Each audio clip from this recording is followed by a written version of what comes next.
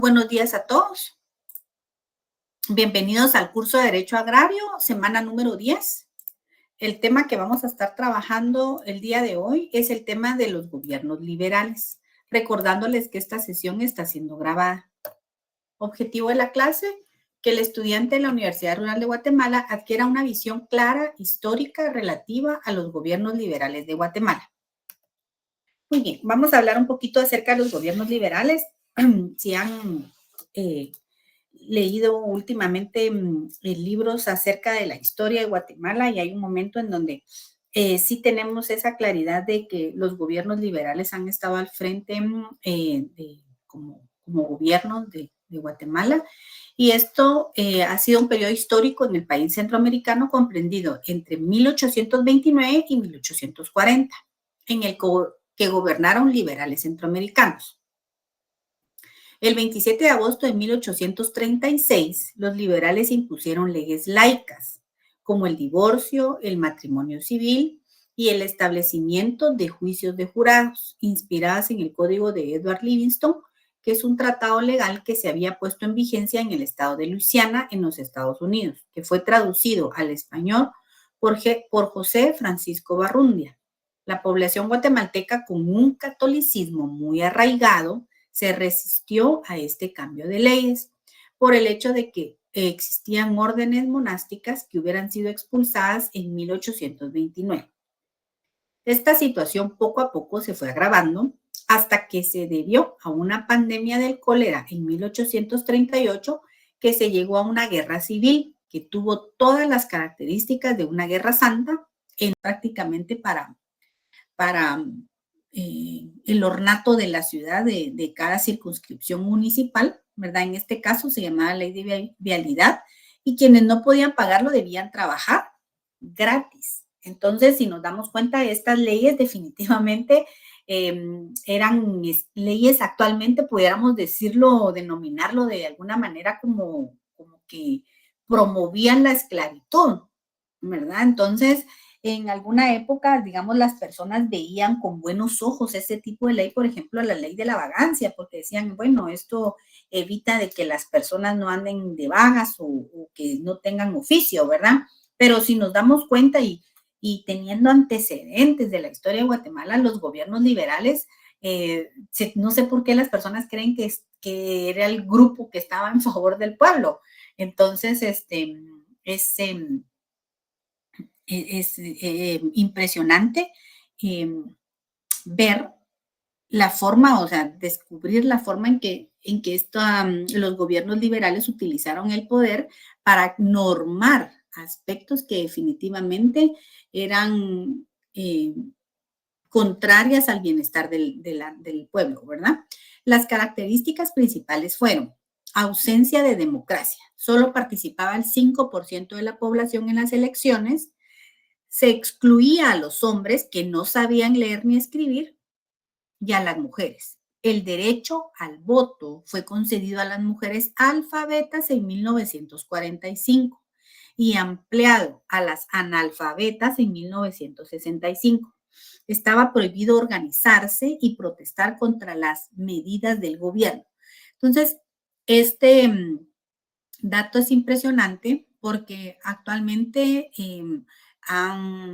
nuestros antepasados sufrieron vejámenes porque estaban relegados los derechos individuales, definitivamente.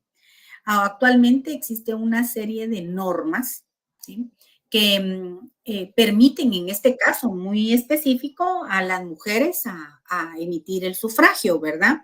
También a las personas que son analfabetas, hombres o mujeres, ¿verdad? Es decir, ya no hay esta diferenciación. Sí, aquí dice el licenciado Carlos Danilo, dice, tomando en cuenta que los campesinos eran analfabetos, la ley de la vagancia era el instrumento legal que los obligaba a trabajar de gratis todo el año. Entonces, si nos damos cuenta, definitivamente estas leyes para nada eran gobiernos del pueblo, ¿sí? Y cuando vemos este tipo de normas o este tipo de declaraciones que definitivamente actualmente ahora pues, gracias a Dios existe un salario mínimo establecido, hay un salario diferenciado, el tema que pues que las mujeres podamos emitir el sufragio, y cuando son el momento para emitir el sufragio, no se valora el derecho que tenemos, ¿verdad? Porque es una oportunidad, un derecho de elegir, y muchas personas, pues, por la coyuntura, y por la ideología, por lo que sabe o por lo que entiende, no participan al momento de las elecciones. Y esto pues nos pasa porque puede ser que exista el momento en donde las personas son como engañadas o no se investigan o se dejan llevar por publicidad, pero hay un grupo fuerte en donde no prefiere evitar el sufragio, cuando que actualmente existe un horario, ¿verdad? Y que muchas veces por condiciones del trabajo se excedan en los horarios, pero tienen la obligación de dar una remuneración a las horas extras que trabajen, y si eso todavía actualmente en algunos trabajos se exceden, no cumplen, existe la facilidad en el derecho laboral de denunciar, ¿verdad? Pero hay aspectos que se encuentran normados actualmente en beneficio, digamos, del pueblo, y que algunos por temor no lo hacen, pero eso ya es una decisión personal, pero la ley digamos, sí tenemos un respaldo normativo, ¿verdad? Entonces, cuando leemos esto, digamos, en mi caso muy particular, sí me sensibiliza mucho en el sentido de que eran derechos que en el caso no existían, y que actualmente porque existen no se valoran, ¿verdad? Es decir, no, qué aburrido ir a votar, o todos nos engañan, etcétera, pero dejamos que decidan y no sabemos si realmente el que va a votar porque lo pensó y decidió quién quiere que lo dirija, o quién, en cualquier ámbito, ¿verdad? Puede ser elecciones presidenciales, elecciones de comitivas, de colegios, de cualquier elección, hasta inclusive para elegir, digamos, a la junta directiva de su comunidad, de su iglesia o tal cosa. Hay personas que deciden no hacerlo, ¿verdad? Es decir, tenemos como esa cultura de no hacernos responsables. Es decir, la persona que votó y dice, alguien en una clase dijo, mire, yo declaro que yo voté por Otto Pérez, voté por Jimmy Morales, voté por Yamate, y en todas me he equivocado, ya no quiero votar, pero era un pensamiento muy propio, muy personal, ¿verdad? Al final de cuentas asumió la consecuencia de su decisión, ¿verdad? Y se dio cuenta que se equivocó, pero es peor para aquellos que dicen, bueno, yo ni voté. Entonces quiere decir que le dejó la obligación a otros, ¿verdad? Es decir, no asumimos nuestra responsabilidad. Entonces son cosas que cuando nosotros leemos historia de Guatemala y nos damos cuenta que estas generaciones ya no valoran estas normativas y no las aprovechan, ¿verdad? Existieron gobernantes dictadores que utilizaban la fuerza o la represión para mantener el control de la población, falta de respeto a los derechos humanos, las libertades y los derechos que estaban muy limitados. Actualmente sabemos que el auge del derecho humano, digamos, es un derecho que el derecho humano es como, bueno, dice es cambiante y es evolutivo, siempre va para más, nunca retrocede, ¿verdad? Sin embargo, hay aspectos dentro del ámbito de los derechos humanos que a veces yo considero que a mi punto muy particular y con el respeto de todos, a veces es excesivo. Cuando se estudian y se analizan normativas que quieren regular aspectos que están como sobreprotegidos, se puede vulnerar los derechos de otros grupos. Por ejemplo, lo digo yo porque en mi caso muy particular, si esto me identifico mucho con el tema de los derechos humanos, porque aquí en la Universidad Rural estudié la maestría de Derechos Humanos y estudié el doctorado de Derechos Humanos, que no me he graduado porque no he hecho mi tesis, estoy en este proceso. Entonces sí he leído muchos documentos de derechos humanos y voy a decir algo en el análisis que yo he tenido y que me falta estudiar mucho más, por supuesto. que cuando se trata de normar los derechos de grupos que se consideran vulnerables, háblese, por ejemplo, tercera edad, grupos de las mujeres, de discapacitados, refugiados, migrantes, grupos de niños y niñas, adolescentes menores de 18 años, y podemos decir grupos de LGTB. Hay muchos grupos que en derechos humanos se consideran grupos vulnerables, pero dentro de ese ámbito de regular los derechos de, por ejemplo, de mujeres, por ejemplo, y que tiene derecho, se deja como de alguna manera el vulnerable el derecho que tiene el hombre, porque no hay un derecho que sea específico para el hombre. La ley es general y dice todos, o sea, se entran, pero al momento de legislar aspectos que son como muy específicos y al proteger el grupo de los derechos de los vulnerables, pudiéramos caer en vulnerar derechos de los hombres. Entonces, definitivamente el tema de derechos humanos es un tema muy sensible. Por ejemplo, al momento de normar y querer regular derechos del grupo de LGTBQ+,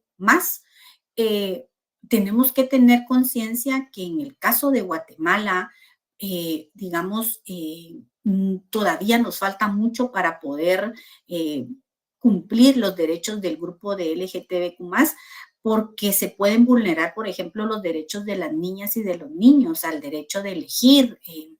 Es decir, cuando leemos la normativa, a veces asusta un poquito si realmente se puede llegar a vulnerar, por ejemplo, en el caso específico de los hombres, o por ejemplo, los grupos de tercera edad, de la tercera edad, es un grupo vulnerable, ¿verdad?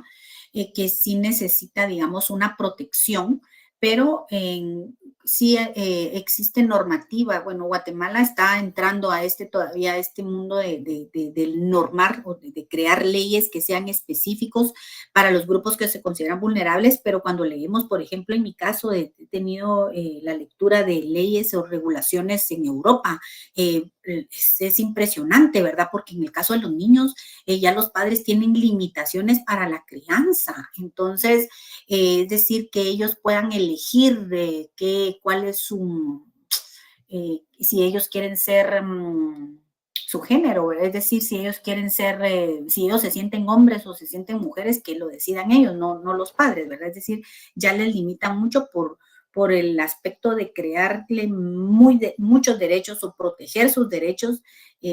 Sí, es un tema muy delicado. Los derechos humanos es un tema hermoso, muy lindo. Se considera que dentro de los derechos humanos se regulan, se resguardan derechos propios inherentes del ser humano, y con esto estoy súper. Pero cuando ya se empiezan a legislar aspectos muy específicos, se entra a analizar, se entra con ese debate de en realidad si se están violentando otros derechos, ¿verdad? Que no están contemplados, ¿verdad? Entonces, es un tema muy interesante. Derechos humanos es un área del derecho extenso porque abarca muchas aristas de la sociedad. Entonces, aquí en esta época sí dice que existía falta de respeto de derechos humanos, de libertades, de derechos que estaban limitados. En esta época definitivamente no existían estos derechos. El favoritismo a empresas extranjeras, se establecieron compañías estadounidenses como la frutera United Fruit Company, la ferrocarrilera International Railways of Central America. Además, tenía el control del correo y de la empresa eléctrica. Entonces, definitivamente en esta época sí tenían las empresas o las compañías en esta época que recibían muchos favores del gobierno, y que definitivamente el pueblo no era favorecido en sus decisiones, ¿verdad? Rafael Carrera y Turcios fue una época conservador, y en la época liberal Juan Antonio Martínez y José Bernardo Escobar. Mariano Paredes como liberal, Rafael Carrera y Turcios conservador, Vicente Serna conservador, Miguel García Granados, liberal, Justo Rufino Barrios, liberal, Alejandro Manuel Sinibalde, liberal, Manuel Lisandro Varías, liberal, José María Reina Barrios, que era de los liberales, Carlos Herrera Luna, conservador, José María Orellana, liberal, Lázaro Chacón era liberal, José María Reina Andrade, liberal, Jorge Ubico Castañeda, liberal, Federico Ponce Baides, liberal. Posteriormente, el 44 se da en la Junta Revolucionaria de Gobierno, que entra Juan José Arévalo, progresista y socialista, Jacobo Arbenz, progresista y socialista, que terminan, digamos, con estos últimos dos como un avance impresionante para la historia de Guatemala, en donde en esta época se trataron de romper con monopolios, y posteriormente terminó nuestra primavera revolucionaria cuando se da inicio a la contrarrevolución, que fue para derrocar al último presidente que se consideraba progresista socialista. Si nos damos cuenta de estos dos últimos, según la historia cuenta que cuando leemos qué hicieron los avances de los conservadores y liberales, también crearon leyes que favorecieron de alguna manera aspectos que se regularon y que actualmente son parte de nuestro derecho o cuerpo normativo en Guatemala.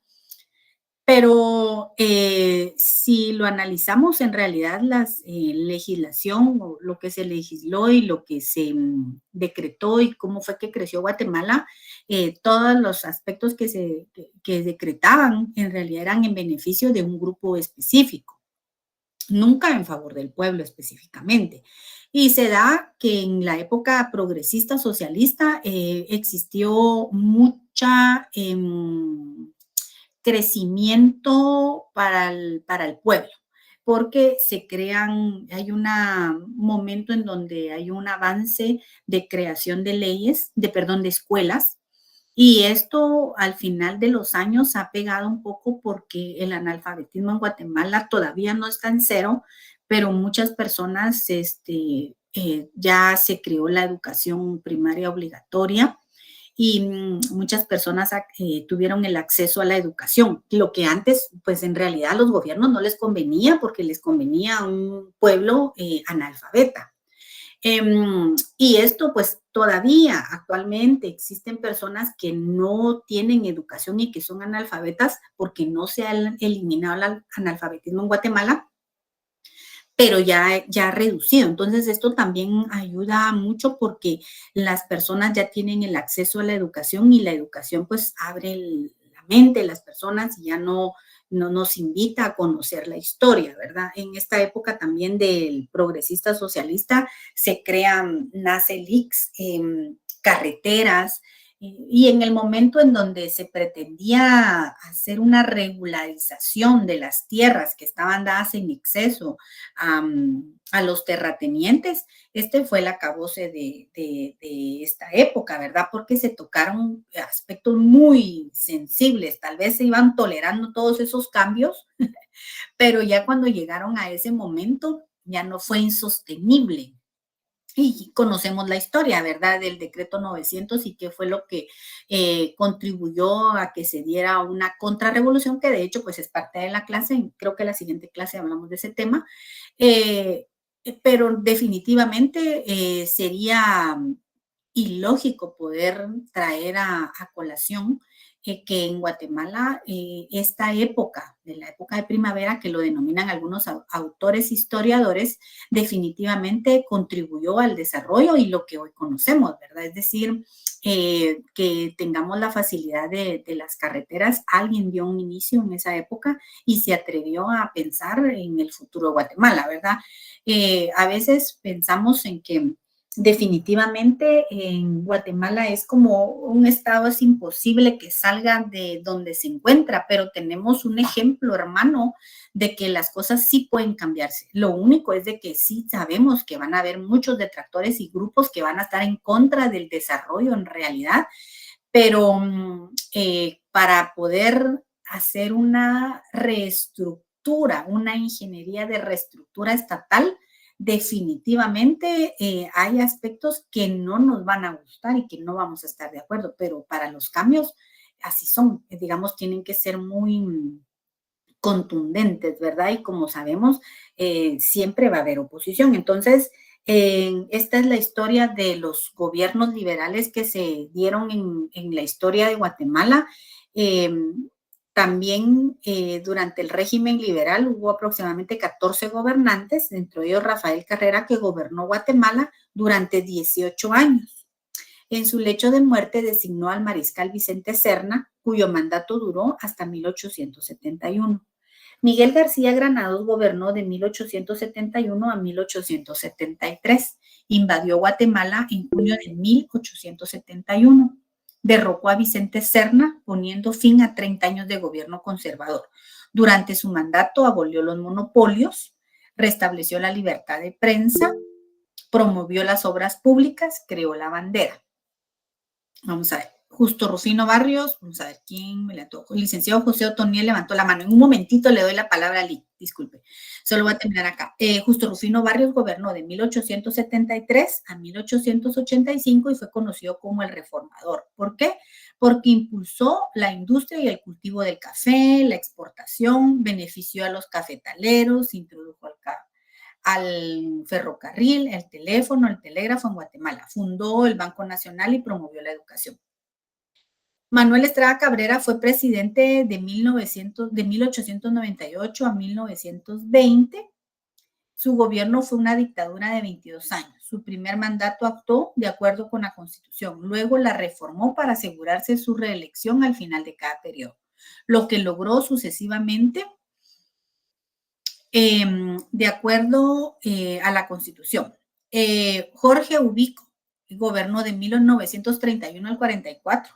Durante sus 13 años de gobierno dictatorial, suprimió las libertades políticas e individuales y apoyó a los cafetaleros y a la empresa United Fruit Company. Además, estabilizó la economía nacional. Y aquí hay un asunto tan único, porque fue el único presidente que pagó la deuda externa. Entonces, cuando yo en el momento en la oportunidad que estaba leyendo un poquito acerca de la historia de Jorge Ubico, este acto de pagar la deuda externa fue como lo cuentan, ¿verdad? Como lo cuentan los historiadores y lo que yo leí, que fue como ya el momento de terminar su mandato, porque lo tenía que entregar, digamos, en otras palabras, pagó la deuda externa, pero el asunto interesante de esta historia es que dejó a las arcas del Estado de Guatemala sin recursos, pero nadie le va a quitar que él fue el único presidente de la República que pagó la deuda externa. Entonces, y si vemos un poquito de la historia de cómo los gobiernos se metieron a las deudas, cada gobierno que ha ingresado después de esta época, cuando teníamos a cero la deuda externa, cada gobierno ha incrementado la deuda externa. Es decir, definitivamente sí, es triste, un poco triste darnos cuenta de cómo se dio la historia de Guatemala. Licenciado, perdone, le doy la palabra. Gracias, Lida. Buen día. Una consulta. Al inicio de la clase usted indicaba, no es la clase de Derecho Civil, pero usted indicaba quiénes pueden autorizar matrimonios y mencionó alcaldes, notarios y ministros de culto. Me queda una duda con relación a los ministros de culto. ¿Esto es solamente para los matrimonios religiosos o también tienen algún efecto legal los autorizados por ministros de culto? Yo entendería que es solamente por los matrimonios religiosos como tal, no sé. Ya, gracias, Lick. No, fíjese que los ministros de culto generalmente son como los pastores o alguien que tenga alguna relación con la iglesia, porque dentro de los requisitos para ministros de culto sí tienen que demostrar que pertenecen a una iglesia, ¿sí? Porque sí le piden una carta de pastor o la declaración de que es el pastor de la iglesia o la constitución de la iglesia, a donde pertenezca. Generalmente son los pastores, generalmente, porque son uno de los requisitos que demuestre que pertenece a un ministerio de una iglesia cristiana. En este caso sí tiene que ser evangélica porque los católicos, pues no, los sacerdotes, ¿verdad? Pero sí tiene efectos civiles porque ellos se les autoriza en el Ministerio de Gobernación se les autoriza a través de un acuerdo ministerial un registro para ser ministros de culto. Y adicional, ya cuando tienen el registro de ministros de culto, deben tramitar el libro de matrimonios, y el libro de matrimonios tiene un número de registro. Entonces es como una minuta, como un machote, como un formulario en donde dice, por ejemplo, ese libro tiene, por decirle, 100 páginas, y entonces ese libro dice Guatemala, y entonces el ministro de culto lo tiene que llenar, y esas hojas son numeradas por el Ministerio de Gobernación.